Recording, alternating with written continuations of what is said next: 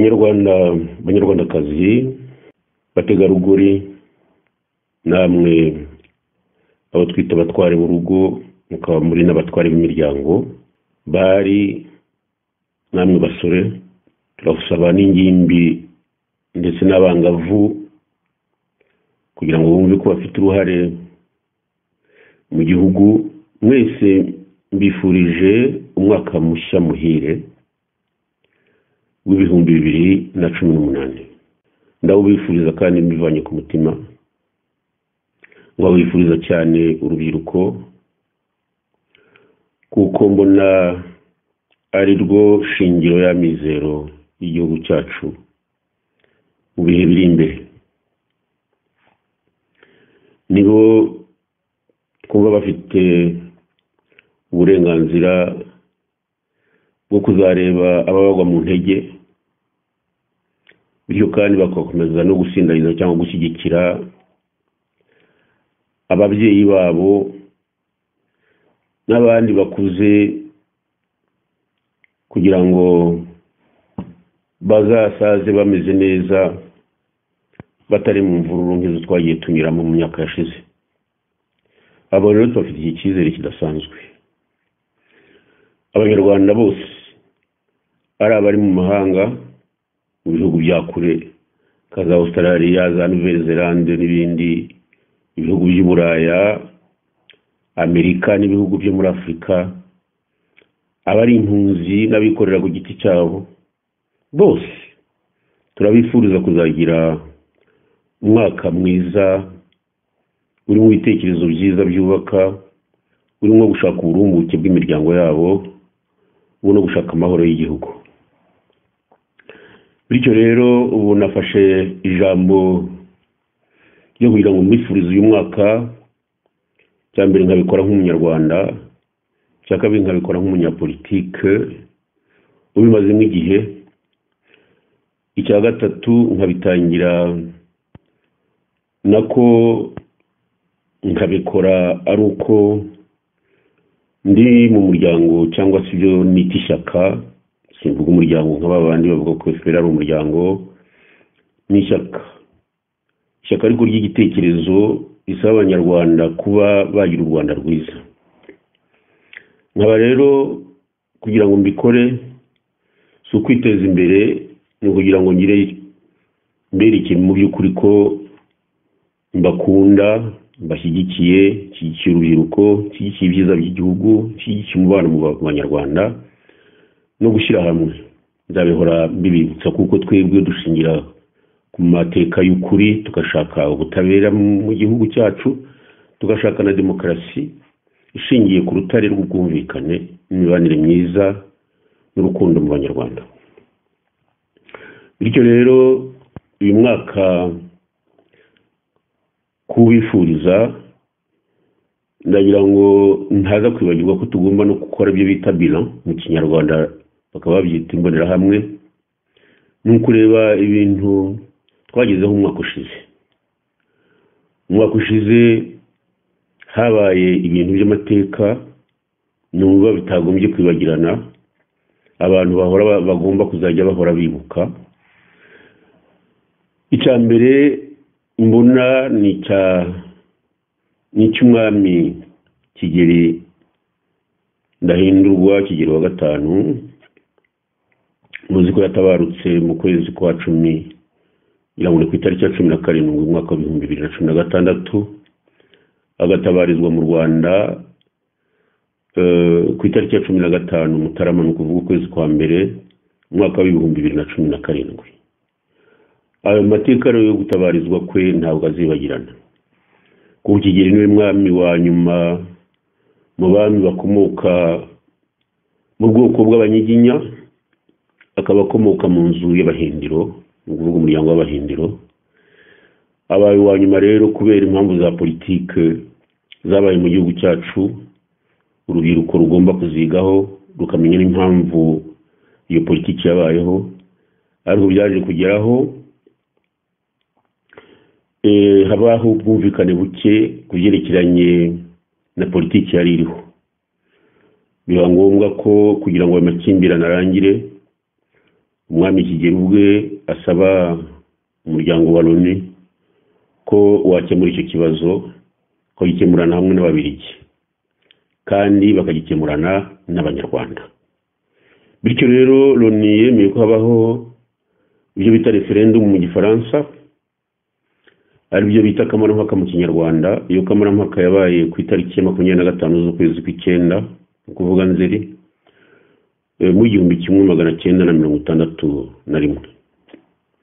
Iyo kamarampaka yagomba guca urubanza rwari rushingiye ku byabaye ku itariki ya 28 z'ukwezi kwa mbere muri 1961, ubwo amashyaka 5 yari yateraniye Gitarama, ane akaba ariyo yemeza ko hagomba kuzabaho repubulika. Iyo repubulika rero ntabwo umwami Kigeli yayemeye, ariko kugira ngo bikiranike neza kuko byanyuze muri iyo referendum. Iyo referendum rero yo ku 25 Nzeri mwaka w'1961 ntabwo yahiriye umwami Kigeli, kubera ko ibyavuyemo ku bwinshi n'amajwi arenze 72, sinibuka umubare neza, ariko bemeje ko ingoma ya cyami ivuyeho, kandi bwivuyeho n'umwami Kigeli atashobora kuba umwami. Yavuze ko adashobora kugaruka mu Rwanda. Kuva rero Kigeli yava mu Rwanda, ubundi yari yavuye mu kwezi kwa gatandatu ku itariki 25/6, icyo gihe yiyemeje kuba impunzi. No kuvuga referendum irangiye yiyemeje kuba impunzi, ariko ntibyabujije abantu bamwe guhora barwana bitaga inyenzi bagira ngo bazamugarure ku ngufu nubwo habaye referendum. Ntabwo rero yongeye gukandagira mu Rwanda. Rwanda yarugarutsemo mu by'ukuri ari umugogo. Yahageze ku itariki ya 15, hanyuma ashyingurwa Imwima na Mushirarungu hariya i Nyanza. Ibyo bita gutabariza mu mvugo ya cyami. Atabarizwa rero nta muntu mu by'ukuri ugaragara wa guverinoma wari uhari. Ubwo byo kwikiza ntibabuze wenda ngo boherezayo, ariko ibyo si byo yewe ndeba cyane. Nubwo Kigeli atarakira umwami, ariko yigeze kuba umwami. Yabaye umwami imyaka 2, yagomba kubahirizwa nk'umukuru w'igihugu, agahabwa ibyubahiro bimukwiye umugabo ukiva mu ndege kuzagira i Nyanza. Icya kabiri, umwami mushya Kagame wamusimbuye yagombaga kwiga mu byo yari afite byose, birimo y'amasengesho ngo bita ngo morning prayers. Akajya Imwima bakamushyingura hari. Atabishobora akohereza uwo bashakanye, atashobora kohereza uwo bashakanye, yashobora kohereza umwana we w'imfura.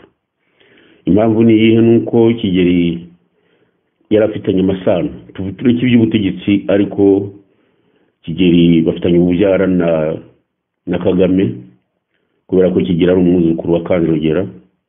Kanjogera akaba ari umukobwa wa Rwakagara. Rwakagara akaba yarabyaye Kabare, akabyara na Kigenza n'abandi ndashaka kuvuga amazina ariko bariho na Kanjogera rero akaba ari mushiki wabo.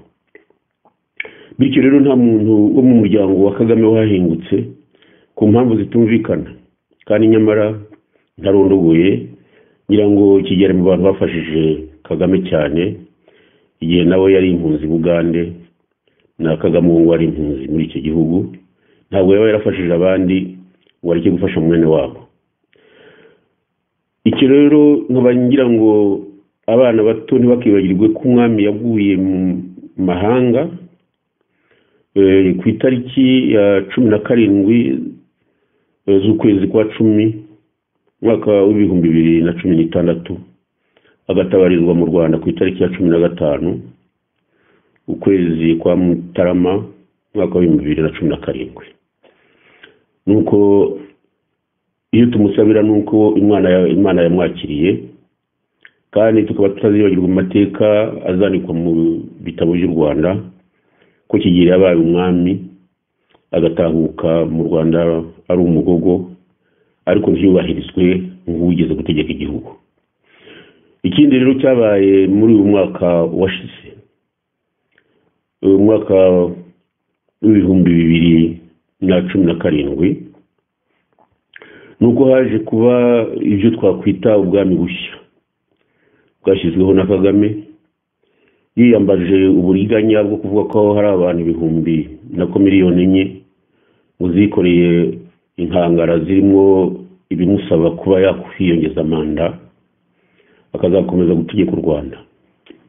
Ibyo rero byabaye nyine umwami Kigeli amaze no gutabaruka, kubera ko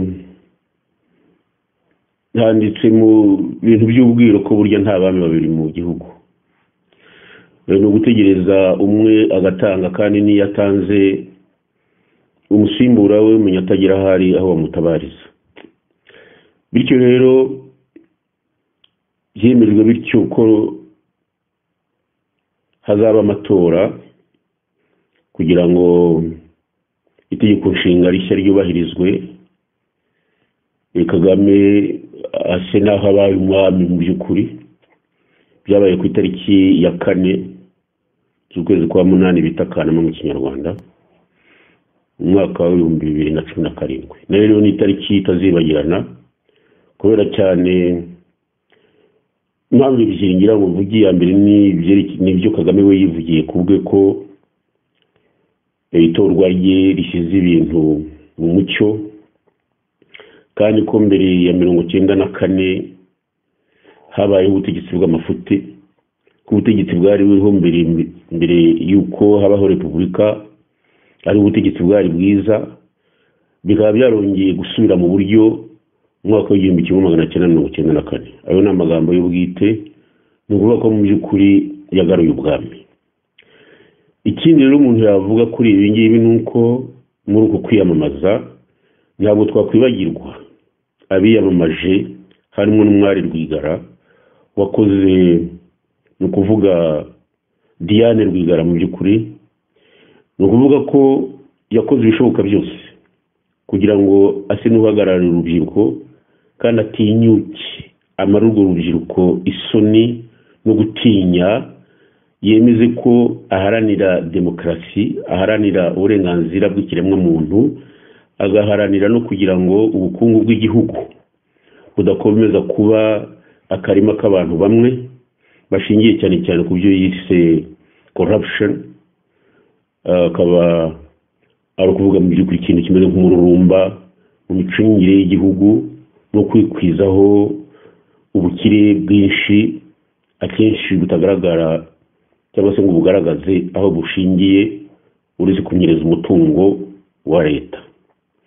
Ibyo yarabisobanuye, yiyemeza kwiyamamaza, ashaka abamwamamaza nk'uko bisabwa n'amategeko, bemeye ko yatanga kandidatire ye. Byarakozwe, tuza gutangazwa n'uko bavuze ko ngo harimo n'abicanyi ngo bamusinyiye, niba ari abicanyi abantu bapfuye ngo bamusinyiye.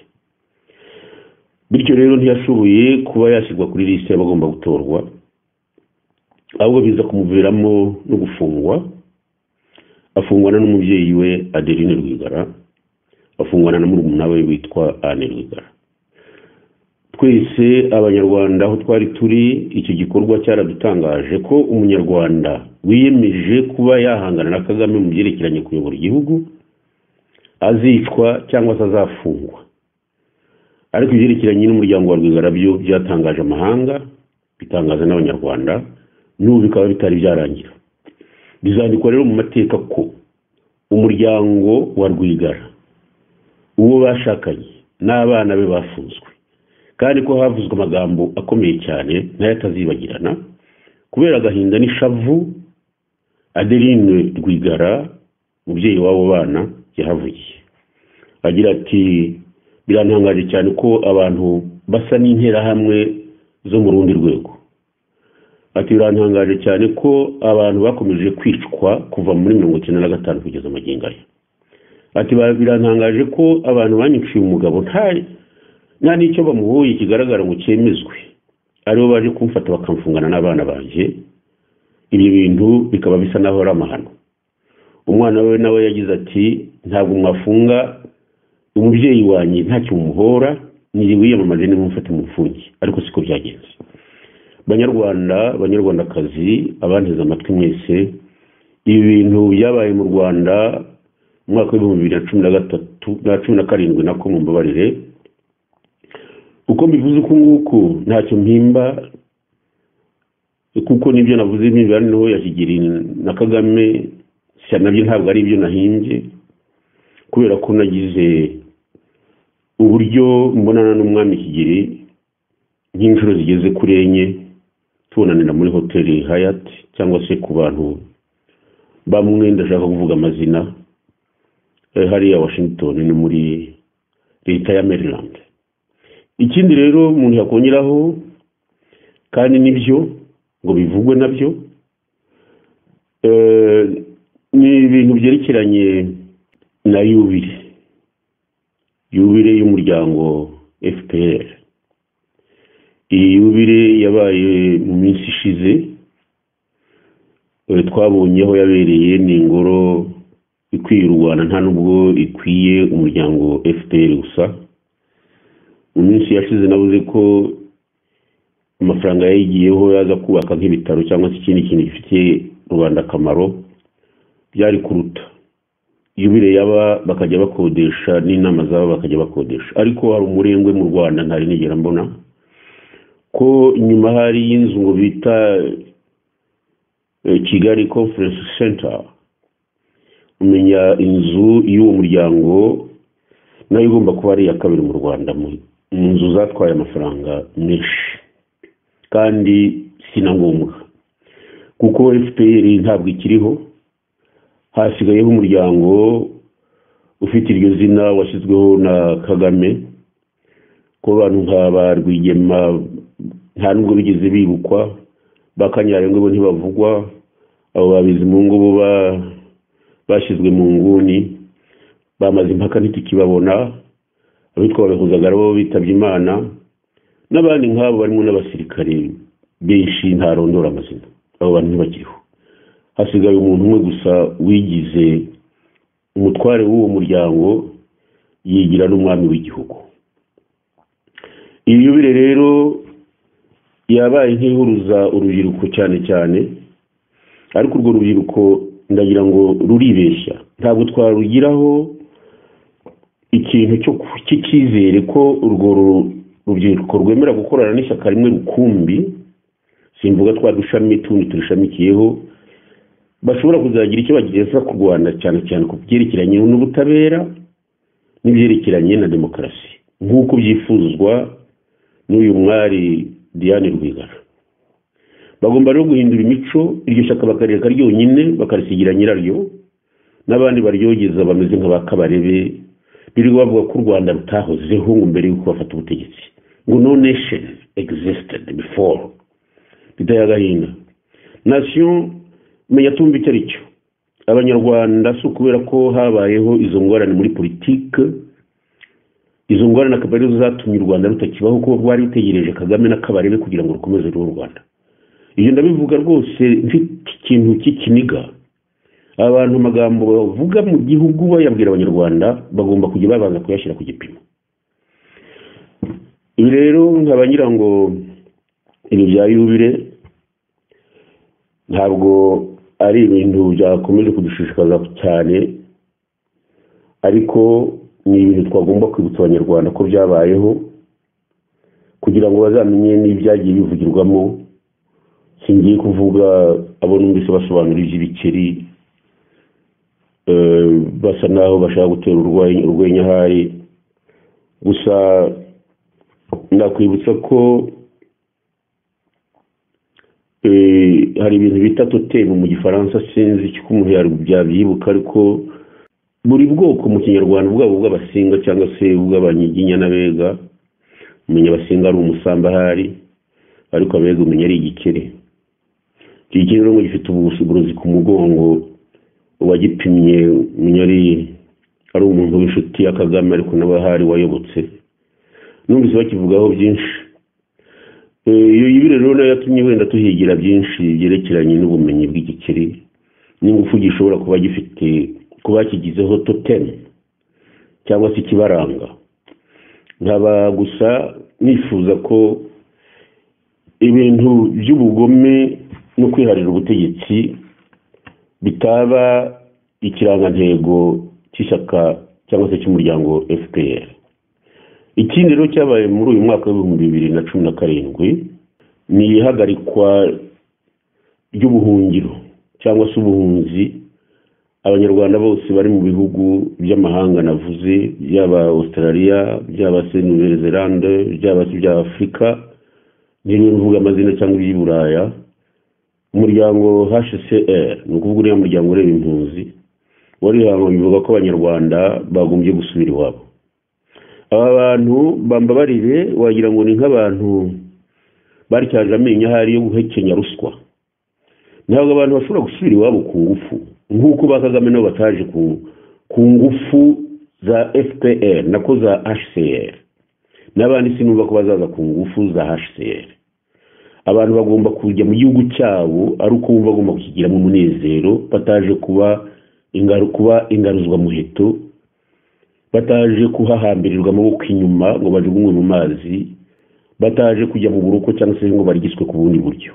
Bagomba kuza mu gihugu kirimo amahoro, bakaza batekandagira bavuga ko baje mu gihugu bashobora kuzagira n'uburenganzira bwo kuba banakiyobora nabo. Ibyo rero iki gihe bitari byaza mu gihugu ngo abantu bemere ko tuzagendera ku muri demokarasi twitorera uwo dushaka. Sinumva ko HCR igomba guhatira abantu kuza ngo nibaze guhakwa ku bwami bushya.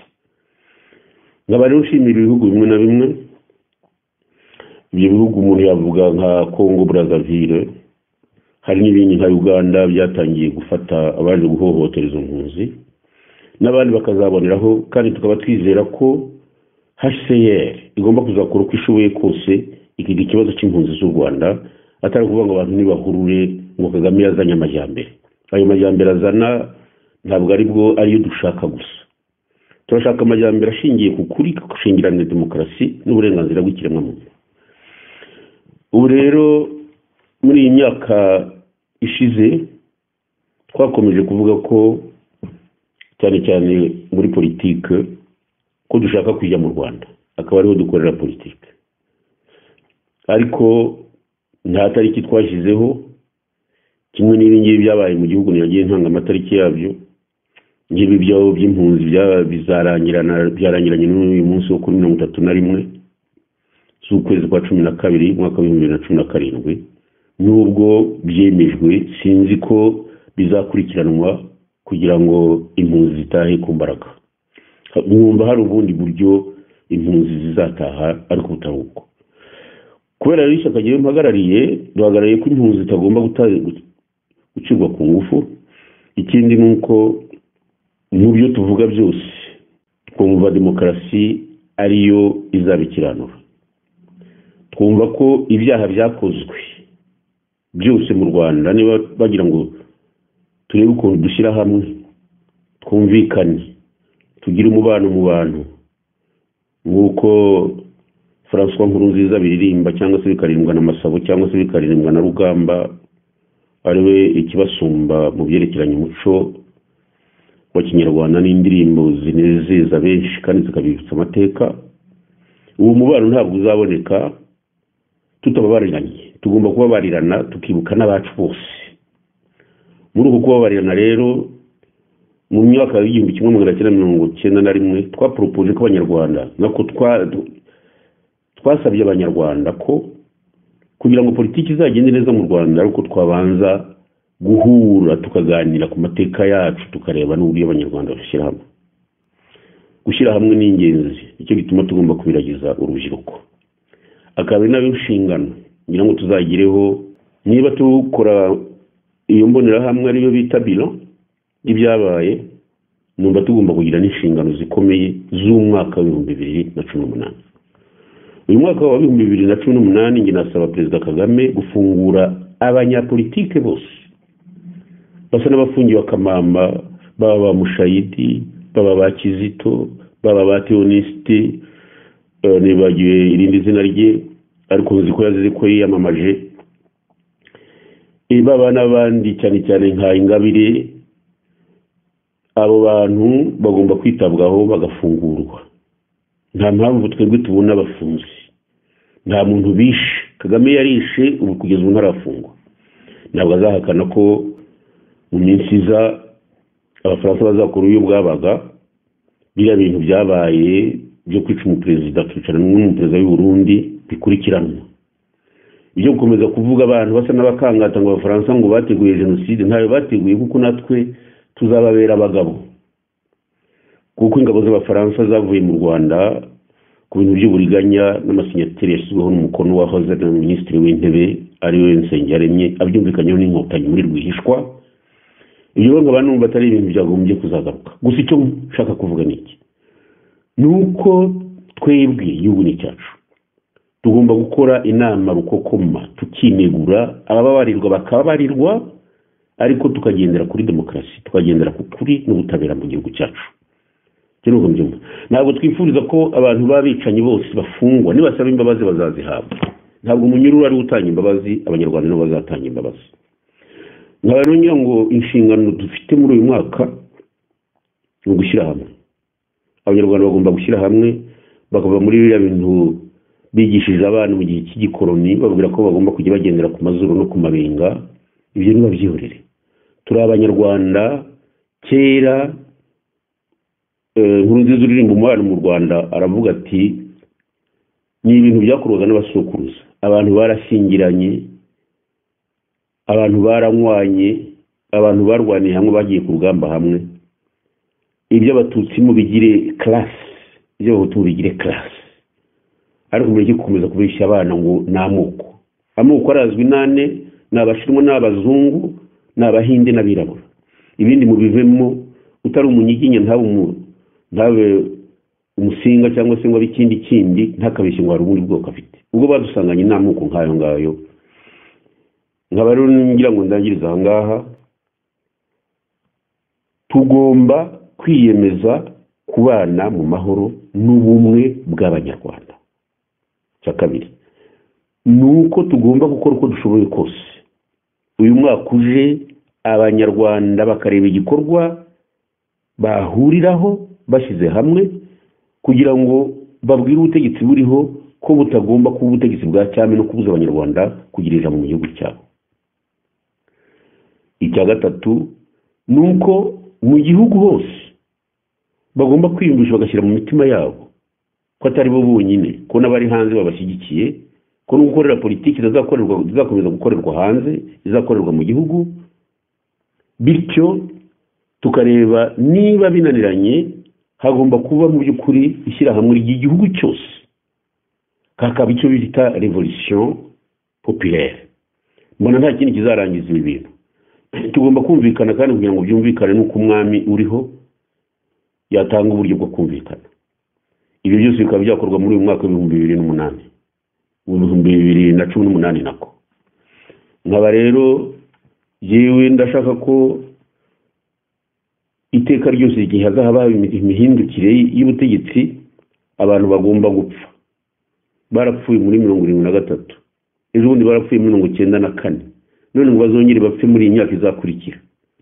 Ntabwo bishoboka, ntabwo abantu tuzabyemera. Ibyo dushaka ni twubakire ku musingi w'ubumwe, umusingi ukomeye, umusingi w'amahoro, umusingi w'ubumwe, nako wo gushakira abana bacu imibereho yabo, bashyira hamwe kugira ngo bategure ejo hazaza. Banyarwanda rero, banyarwandakazi, nta mayani magambo mfite nababwira ibyabaye muri uyu mwaka w'2017, mbabwira n'ibyo twageraho muri uyu mwaka w'2018. Muzace mu mitima yanyu ibituma mutandukana. Muzajye mutekereza iteka ko muri bene mugabo umwe mukaba bene Kanyarwanda. Muzajye mutekereza ko mu mateka yanyu mwagize ibya Gahutu, Gatwa na Gatutsi byajyanye n'ingoma ya cyami.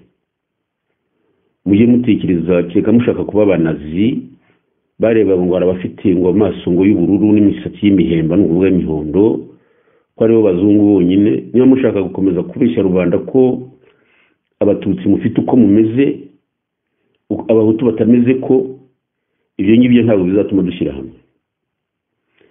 Nkabangira ngo muzamenye ko ibintu byo kuba abanyafurika byonyine bihagije.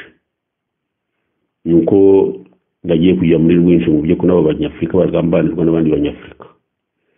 nta nubwo nigeze mvuga ibyemezo byafashwe kugira ngo abanyafurika bamwe ngo bari muri Israel n'abari muri Libya ngo bazaze mu Rwanda kuko nongeye kubivuga sinongera kubisubiraho. Gusa nagira ngo mube abanyafurika, mube abanyarwanda, mushake ubumwe bwanyu, mwubake igihugu cyanyu, muha abana banyu icyizere ko bazaba mu gihugu cyo kudatemana no kwicana, abantu bajugunywa mu misarani cyangwa se bahambirwa amaboko inyuma bajugunywa mu migezi, bakubitwa inyundo, bakubitwa imisumari mu mutwe. Igihugu nk'icyo ntabwo ari igihugu cyo kubabwamo, ahubwo muzatuma gisigaramo ubusa niba ariko muzakomeza uwo muco.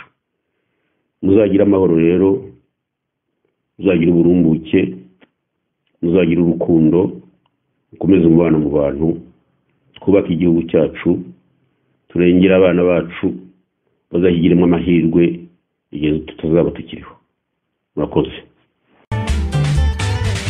Nanone dore umwaka urashize kandi n'undi uratashe, twongere twishime tunezerwe, dushimire Imana Nyagasani iduhagaritse.